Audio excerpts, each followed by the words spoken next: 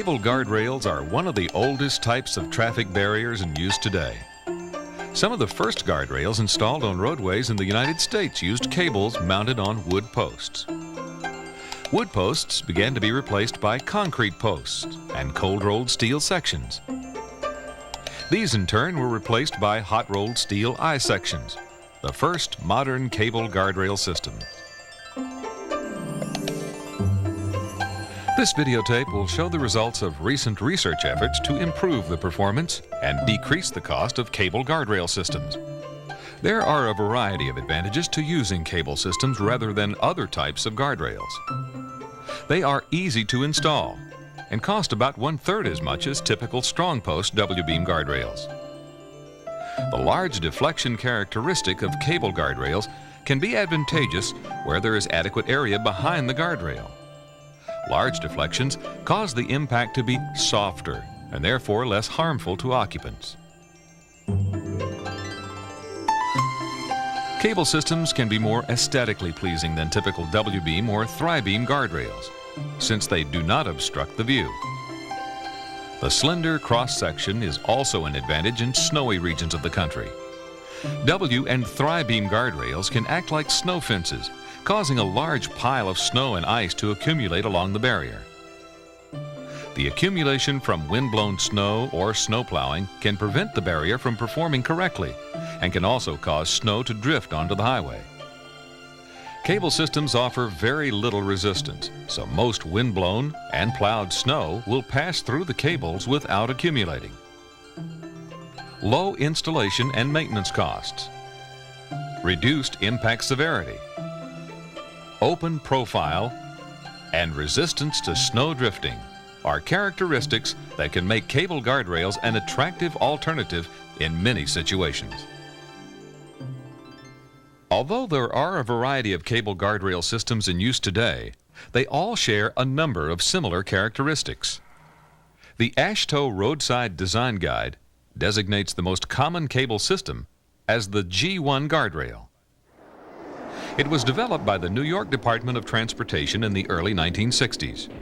When correctly used in appropriate sites, the G1 guardrail has proven to be a very forgiving barrier system.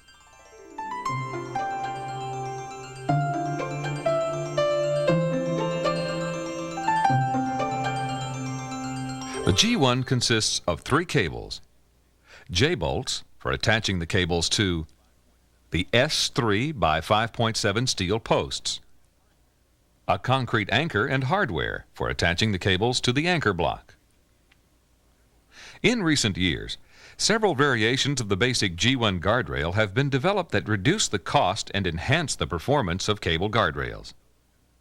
The state of South Dakota has developed a cable guardrail that is similar to the G1 system, except that a smaller, less expensive post is used. The flanged channel post used in the South Dakota system weighs only 4 pounds per foot, 40% lighter than the standard S3 by 5.7 post. A flanged channel post and soil plate made of re-rolled rail steel would cost about half as much as the standard G1 post and soil plate. The South Dakota cable system cost almost $1 per linear foot less than the G1 guardrail. In this test of the South Dakota system, the cables wrap around the front corner of the small car when it hits the barrier. The cable slips off the post ahead of the collision, and the posts either snap off or bend over as they're struck by the car.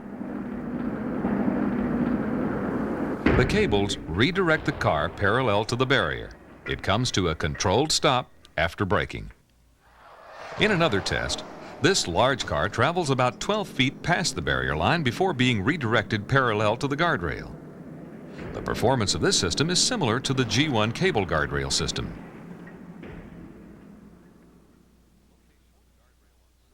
The location of the guardrail on slopes is an important design consideration. If the guardrail is located on the slope but too close to the edge of the pavement, the cables may contact the vehicle below the front bumper, allowing the car to ride over the cables and penetrate the barrier. If the guardrail is placed at least 18 feet away from the pavement, the vehicle has more time to stabilize before it strikes the cables. In this test, The vehicle suspension had returned to its normal position when the car struck the cables. The cables wrapped around the car just above the front bumper, allowing the guardrail to redirect the vehicle.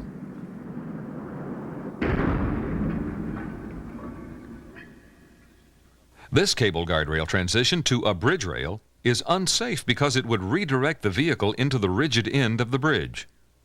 When two longitudinal barriers with different stiffnesses are joined, there must be a smooth transition to avoid pocketing accidents. A transition between a 3-cable guardrail and a W-beam guardrail was developed to solve this problem.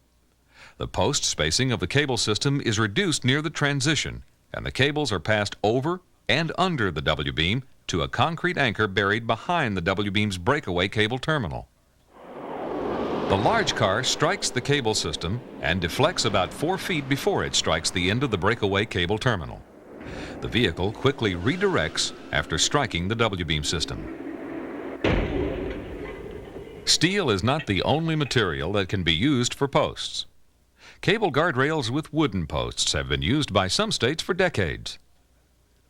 Recent tests evaluated a modification of the Minnesota State Standard design that uses a 5.5-inch diameter post with a 1.5-inch hole drilled through it 5 inches below the ground. This hole helps to weaken the post in the longitudinal direction, ensuring that it breaks away when hit head-on. The post spacing used is 12 feet 6 inches rather than the 16 feet as is typical for G1 systems. This small car was successfully redirected without exceeding the allowable occupant response values. The system was also strong enough to contain and redirect this large passenger sedan. The maximum barrier deflections were comparable to the standard G1 system in these two tests. As with all types of longitudinal barriers, designing effective end treatments for cable guardrails has been a difficult problem. Vehicles tend to stay in contact with cable guardrails longer than other barrier systems. This is generally desirable, but as posts are weakened to soften the impact, the cable anchor takes more and more of the impact load. If the anchor is too strong, it may not break away if a vehicle strikes it. When an impact occurs near the end of the guardrail, the vehicle can wedge under the sloping anchor cables, causing the vehicle to roll over. When this same problem was recognized for both the standard G1 design and the flange channel post design, the state of New York set out to develop an alternative anchorage. The result is a modified terminal consisting of a concrete anchor, an attachment bracket, and a slip base post. The cables pull free from the slots in the bracket during an impact. The whole anchorage assembly is flared back from the roadway to reduce the chance of a direct collision. In this test series, the small car ran over the anchorage in both directions without being tripped. The performance of the improved anchor was much better than the original design. The improved terminal was also strong enough to provide adequate anchor strength in this large car test. Although these collisions are still severe, this anchor design appears to be the only cable terminal that does not cause small cars to roll over when the impact occurs near the end of the guardrail.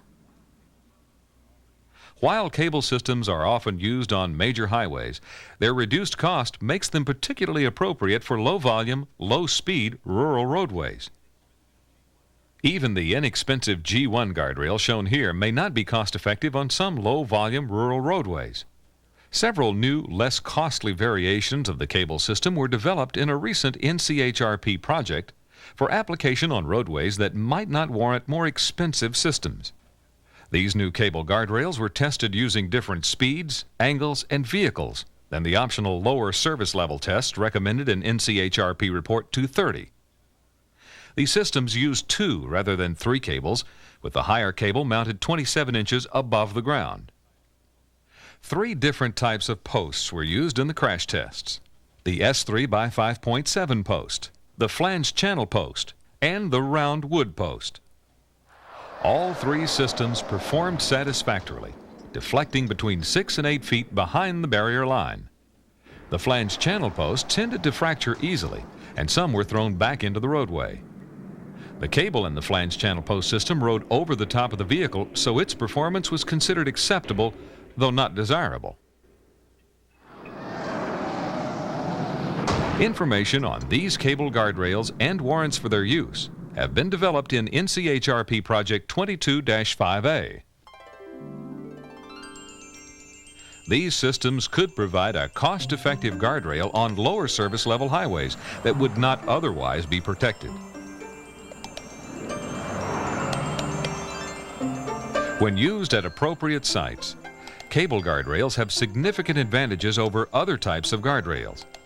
Low cost, easy maintenance and installation procedures, resistance to snow drifting, and aesthetic appeal make cable guardrails an attractive option for many transportation agencies.